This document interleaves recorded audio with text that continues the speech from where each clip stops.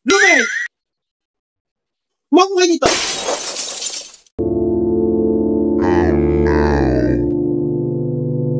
Ang kakapal ng mga mukha nyo!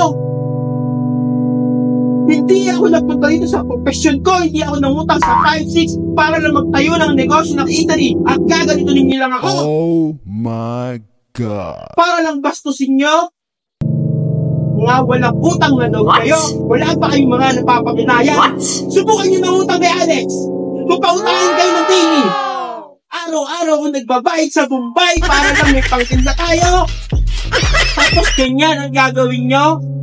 Ang kakapal ng mga mukha nyo. Makaugaling iswatan kayo.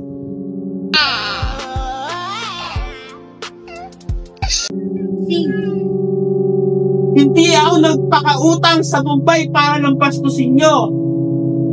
Kuya, paano umihi? Ilang ako. Sa pasawi, katawa-tawa ka. Umihi ka na, ingrata.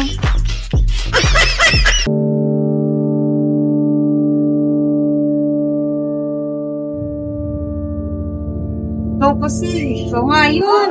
So, tigil nga kayo dyan.